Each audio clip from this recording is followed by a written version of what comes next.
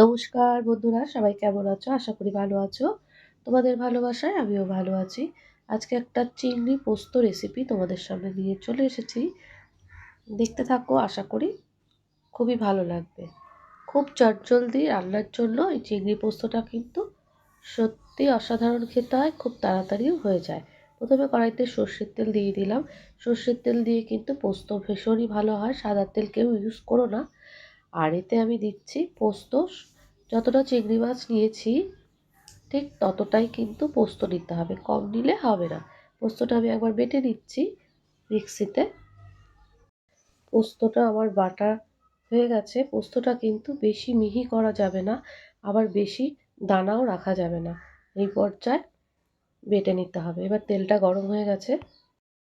সর্ষের তেলে আমি যেহেতু করছি, তেলটাও কিন্তু তোমরাও চিংড়ি মাছের যতটা দেবে সেই পরিমাণ তেলটাও দেবে। সব কিছু সমপরিমাণ হলে খেতে কিন্তু সেটা আলাদাই টেস্ট হয়। তোমরা সবাই সেটা জানো, তবুও একবার তোমাদের বলে দিলাম। এই গরম হয়ে গেছে, এর মধ্যে কিন্তু আমি পেঁয়াজটা দিয়ে দেবো।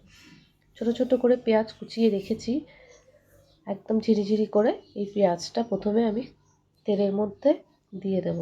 তেলের মধ্যে দিয়ে বেশ কিছুক্ষণ নাড়াচাড়া করতে হবে। বেশ একটু ভাজা ভাজা হবে, তারপর কিন্তু আমি এর মধ্যে চিংড়ি মাছটা দিয়ে দেব। চিংড়ি মাছটা আমি কিন্তু আগে থেকে ভেজে রাখিনি। প্রথমেই আমি তোমাদেরকে বলে রাখি যে পোস্ত কিন্তু সব সময় সব কিছুর সাথেই ভালো লাগে, তবে চিংড়ি পোস্তটা কিন্তু একদম আলাদা টেস্ট হয় যদি আমার মতো কেউ করে থাকো। এই যে কাঁচা চিংড়ি মাছটার মধ্যে নুন হলুদ ভালো করে এর মধ্যে মেখে নেব। আমার চিংড়িটা কিন্তু অনেকটাই নুন দিয়েছি আর এর মধ্যে হলুদ দিয়েছি, দিয়ে ভালো করে এটা মেখে নিচ্ছি। মেখে এরপর আমি চিংড়ি মাছটা এই পেঁয়াজ যে আমি বেটে রেখেছিলাম ওই পেঁয়াজটার মধ্যে আমি কিন্তু দিয়ে দেব। কড়াতে আমি চিংড়ি মাছটা পেঁয়াজের মধ্যে দিয়ে দিয়েছি।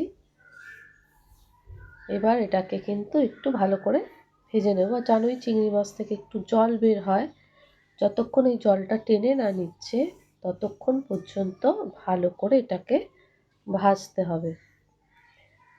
ভালো করে এটাকে ভেজে নিতে হবে। যারা নতুন বন্ধু আমার ভিডিওটা দেখছো তাদেরকে বলছি, একটা সাবস্ক্রাইব করে একটা লাইক একটা কমেন্ট অবশ্যই করে যাবে। নেক্সট ভিডিও দেখার জন্য বেল আইকনটা অবশ্যই অল করে দেবে। আর পুরনো বন্ধুদের তো কিছু বলার নেই, তারা আমার পাশেই আছে। আর সুন্দর সুন্দর কমেন্ট করো যাতে আবার নেক্সট ভিডিও করতে উৎসাহ পাই। এই যে পোস্তটা আমি বেটে রেখেছিলাম ওর মধ্যেই কিন্তু আমি লঙ্কার গুঁড়ো, যে যেরকম ঝাল খাবে দিতে পারো, হলুদ গুঁড়ো আর তোমার সামান্য পরিমাণ জল দিয়ে এটাকে কিন্তু আমি দিয়ে দেবো। খুব মানে সুন্দর তো খেতে হয়ই, আর খুব চটজলদি এটা হয়ে যায়। যদি তোমরা একবার বাড়িতে বানিয়ে খেয়ে থাকো তাহলে বুঝতেই পারবে যে এই চিংড়ি পোস্তটা খেতে কত সুন্দর হয়। চিংড়ি মাছ ভাজার পর দেখো কতটা জল বেরিয়েছে, বেশ অনেকটা পরিমাণে জল বেরোয়। যেহেতু চিংড়ি মাছ তেলে দিলে পরে জল বেরোয়, সেই জন্য এর মধ্যে কিন্তু আমি এখন কোনো জল ইউজ করব না।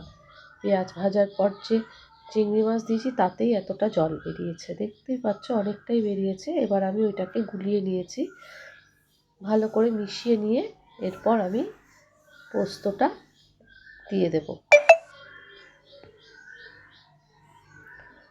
চিংড়ি মাছটা যে ভাজা ভাজা একদম দেখো জলটা একদম টেনে নিয়েছে। এইবার আমি ওই যে পোস্তটা ভিজিয়ে রেখেছিলাম লঙ্কা আর হলুদ দিয়ে, এবার এই চিংড়ি মাছটা দেখতেই পাচ্ছ যখন তেল বেরিয়েছে তখন কিন্তু আমি পোস্তটা দেব। জল থাকাকালীন তোমরা যদি পোস্তটা দিয়ে দাও তাহলে কিন্তু সেটা খুব একটা টেস্ট আসবে না।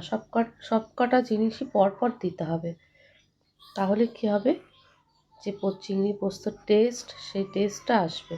অবশ্যই সর্ষের তেলে দেবে, পেঁয়াজ কুচি তো অবশ্যই দেবে, আর তার সাথে যেরকম পরিমাণ পোস্ত সেরকম পরিমাণ চিংড়ি।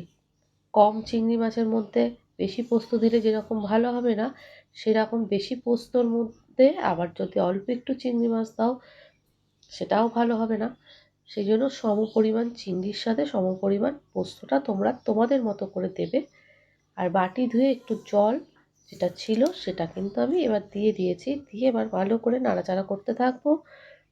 আর সামান্য একটু চিনি এই জন্য দিচ্ছি যেহেতু নুন আর একটু চিনি দিলে চিংড়ি মাছের যে টেস্টটা একটু বাড়ে।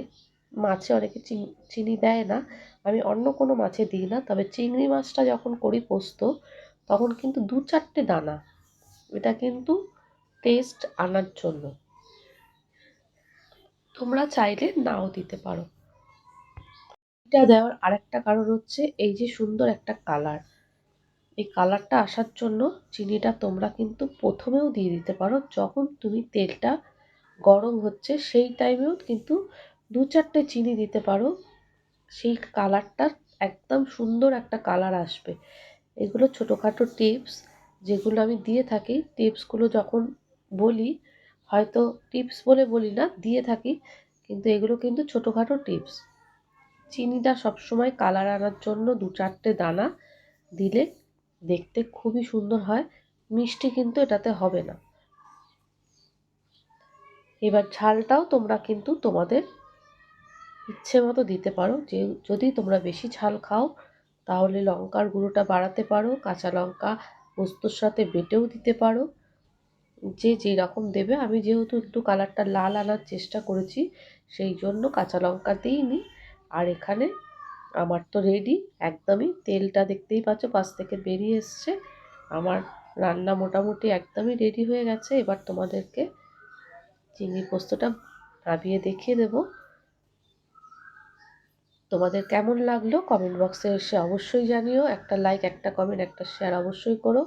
আর এখন একটু হাইপ তোমরা যদি চেষ্টা করো করতেই পারো। চিংড়ি মাছ তো আমার কষানো রেডি।